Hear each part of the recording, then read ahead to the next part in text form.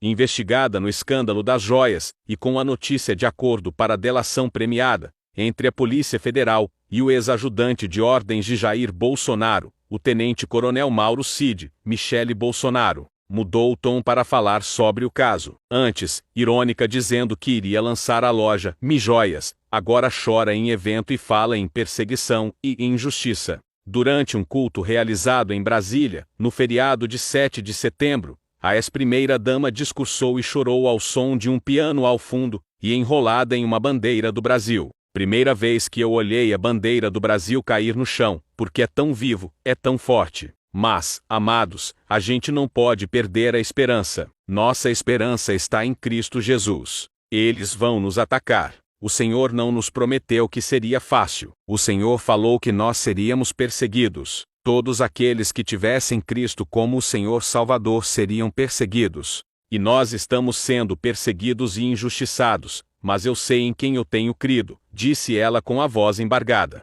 Segundo informações divulgadas por Bela Megali, no jornal O Globo nesta terça-feira, 4, a PF já teria certeza da participação de Torres, e agora está aprofundando a investigação para chegar se o ex-ministro, que está preso em Brasília, teria recebido ordem de Bolsonaro para a ação. Torres teria feito um levantamento entre o primeiro e o segundo turno para identificar as regiões onde Lula foi mais votado, e, a partir disso, organizado a operação para tentar impedir que os eleitores voltassem às urnas no segundo turno. Para enfatizar a importância da ação, Torres teria ido a Salvador no dia 26 de outubro, juntamente com o diretor-geral da PF, Márcio Nunes, e seu secretário executivo, o brigadeiro Antônio Lorenzo. Lá, eles se reuniram com o superintendente da Polícia Federal na Bahia, Leandro Almada, e seus dois assessores diretos, os delegados Flávio Márcio Albergaria Silva e Marcelo Werner Derchum Filho, sob o pretexto de que estaria recebendo denúncia de compras de votos por parte do PT no estado, fato que explicaria, de acordo com ele, a grande diferença entre a votação de Lula e a de Bolsonaro. No primeiro turno, Torres tentava convencer os agentes a armar as operações de bloqueio. O ministro queria que a Polícia Federal colocasse pelo menos 90% do efetivo nas ruas e estradas no domingo, o que seria atípico para o período. A operação não teve o efeito desejado. Os eleitores votaram, apesar dos bloqueios. Durante depoimento à Comissão Parlamentar Mista de Inquérito dos Atos Golpistas de 8 de janeiro, nesta quinta-feira 17, o hacker Walter Delgatti Neto, responsável pela Vaza Jato, humilhou o ex-juiz parcial da Lava Jato, e hoje senador Sérgio Moro, chamando-o de criminoso contumaz. Delgatti foi provocado por Moro, que leu a ficha criminal do hacker e o classificou como estelionatário. Na sequência, o depoente rebateu: fui vítima de uma perseguição em Araraquara, inclusive equiparada à perseguição que Vossa Excelência fez com o presidente Lula e integrantes do PT. Ressaltando que eu li as conversas de Vossa Excelência, vi a parte privada, e posso dizer que o senhor é um criminoso contumaz, cometeu diversas irregularidades e crimes. O senhor não foi preso porque recorreu à prerrogativa de foro por função, disse ainda Delgatti. Antes na CPI, o hacker afirmou que Jair Bolsonaro disse a ele que agentes de outros países haviam grampeado do ministro do STF Alexandre de Moraes, e obtido conversas comprometedoras do magistrado. O governo do ex-presidente Jair Bolsonaro interferiu diretamente na veiculação do assassinato da vereadora Marielle Franco e do motorista Anderson Gomes em jornais europeus. Resposta obtida por meio da Lei de Acesso à Informação (LAI), pelo SBT News, mostrou que 6 embaixadores de países europeus enviaram a veículos de imprensa ofícios informando sobre o caso. A ação do Itamaraty, segundo informação obtida pelo SBT, mirava veículos de comunicação europeus, que associavam a imagem de Bolsonaro ao crime ocorrido em 14 de março de 2018. Até hoje, o caso segue sem respostas.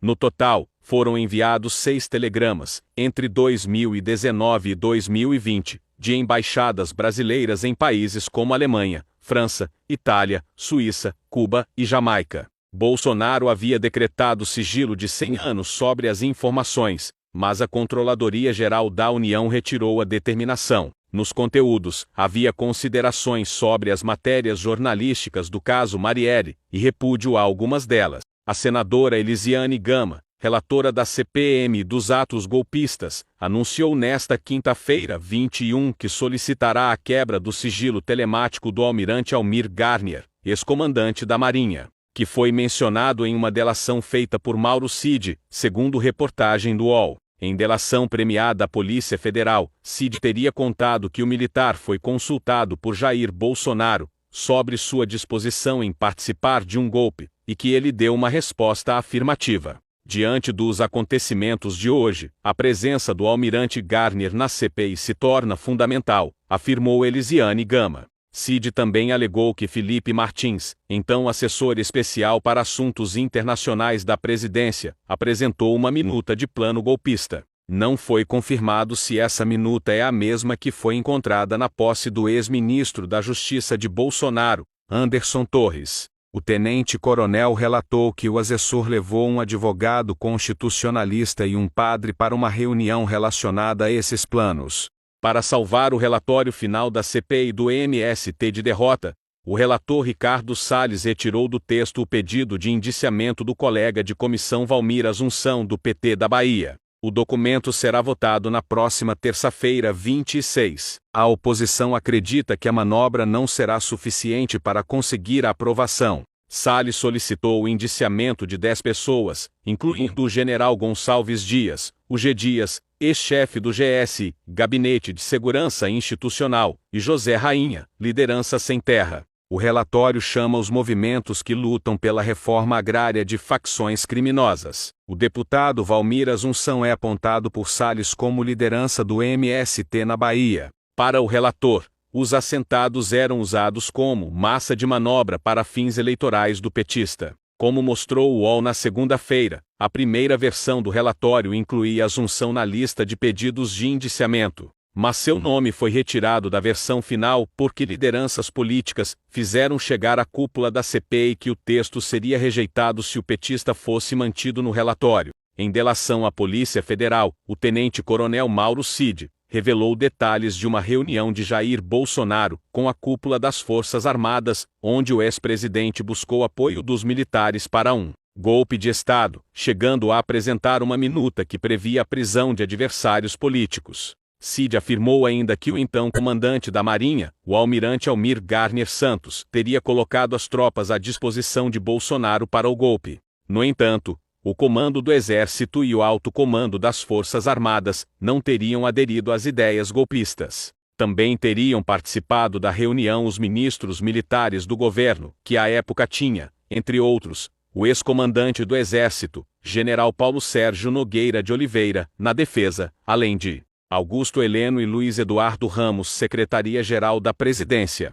Na delação, Cid conta ainda que a minuta golpista chegou às mãos de Bolsonaro, por meio do olavista Felipe Martins, então assessor especial para assuntos internacionais da presidência, que teria levado um advogado e um padre na reunião para explicar detalhes do documento.